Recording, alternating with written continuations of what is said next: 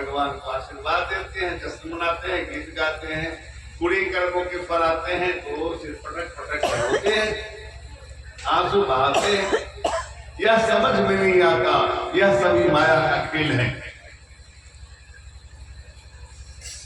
अब माया लगता है कोई बहुत बड़ा चुड़ैल है या भूत है, कहाँ रहती है, कैसे काम करती है, पता ही नहीं।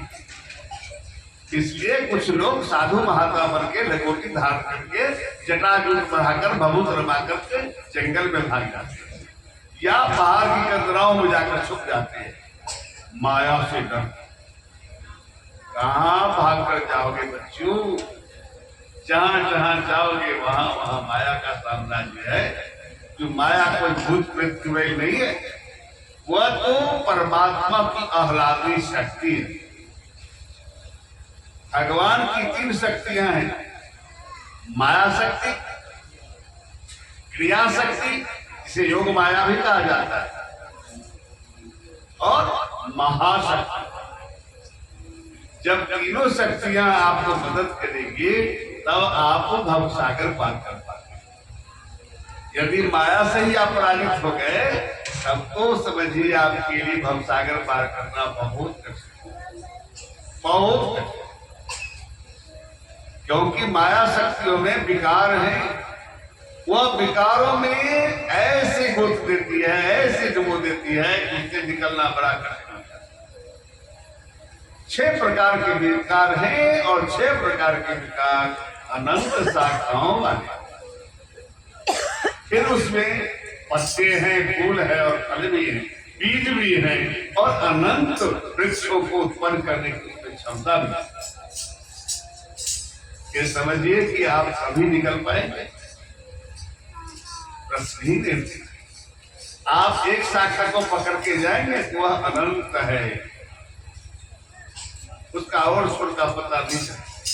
एक पत्ते को पकड़ लेंगे तो भी अनंत में समा जाएंगे, एक फल को पकड़ लेंगे तो भी अनंत में समा जाएंगे। तो फल में बीज है और बीज को पौधे बनाने की क्षमता, वृक्ष बनाने की क्षमता, फिर उस वृक्ष में आप उलझ जाएंगे।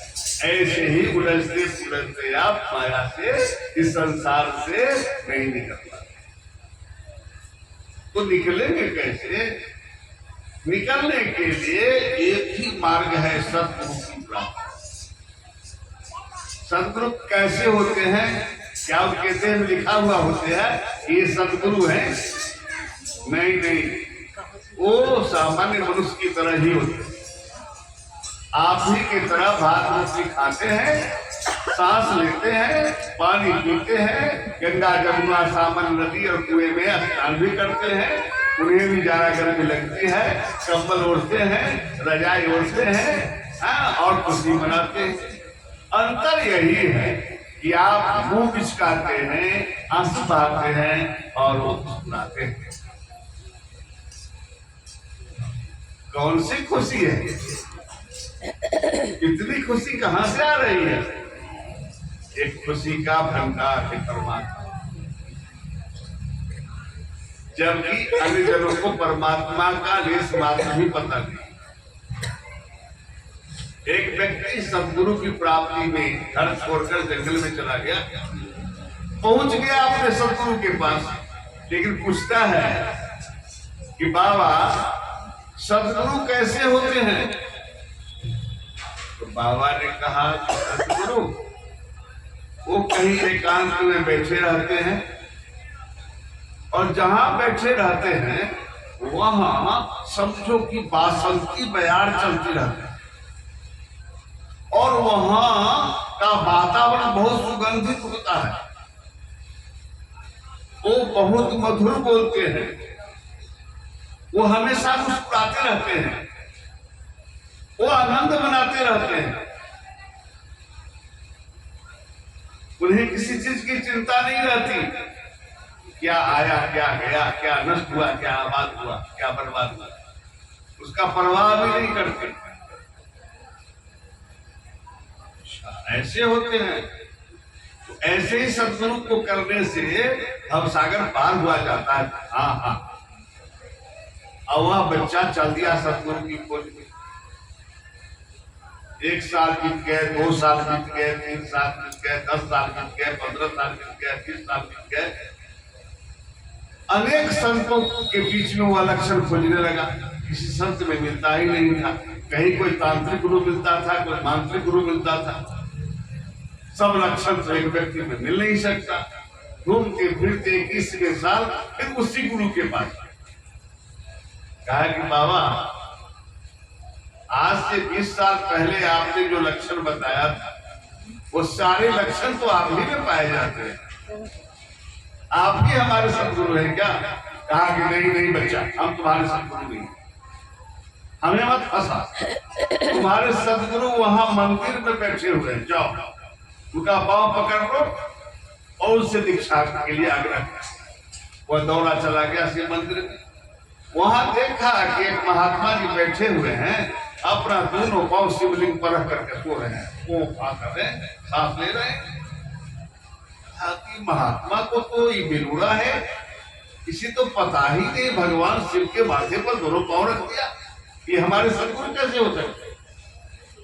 फिर लौट के गया, कहा बाबा वो महात्मा नहीं हो सकते, वो तो भगवान शिव के सिर पर दोनों पांव रखे हुए हैं और सोए हुए हैं, वो करते हैं। बाबा ने कहा क्या तूने दीक्षा नहीं लिया? अच्छा, वैसे वैसे महात्मा से कौन दीक्षा लेगा, इसको अपनी सभ्यता संस्कृति का ज्ञान नहीं है। जाओ जाओ भाई, तेरे सदगुरु है, जल्दी जाओ। फिर गया। इस बार देखा कि महात्मा जी शिवलिंग पर बैठे हुए और एकदम बिल्कुल दबसाते हुए, कभी कभी अपान वायु भी उसमें से निकल रहा है। कहा कि ये तो महाबेलूड़ा महात्मा है, कहाँ हमको महात्मा जी फंसा दिया। फिर लौट करके कहा कि बाबा आपको तो यह भी पता नहीं, पहली बार में पांव रखे हुए थे, इस बार में शिवलिंग पर ही बैठे हुए हैं और बहुत सारा अपान वायु, बहुत गंध हो रहा है, पूरा शिवालय गंध से भरा हुआ है, वो हमारे गुरु कैसे हो सकते? तो दीक्षा नहीं लिया, नहीं, जाओ जाओ जल्दी जाओ। इस बार में बाबा का आधा शरीर शिवलिंग में फंसा हुआ था, सिर्फ गर्दन ही ऊपर था। बाबा रे बाबा, ये आदमी है कि प्रेत है, तो शिवलिंग में घुस गया, आधा से अधिक शरीर शिवलिंग में घुस गया, सिर्फ गर्दन ही बाहर है और लगता है प्राणों में कुछ नहीं चलता है, क्या हमें दीक्षा देगा? फिर लौट के चला, कहा कि बाबा वो तो शिवलिंग में ही घुस गया, गर्दन ही सिर्फ ऊपर है, तो व्यक्ति हमको क्या दीक्षा देगा? इसमें सांस भी अब नहीं है, अरे दीक्षा नहीं लिया, जाओ जाओ जल्दी करो। देखा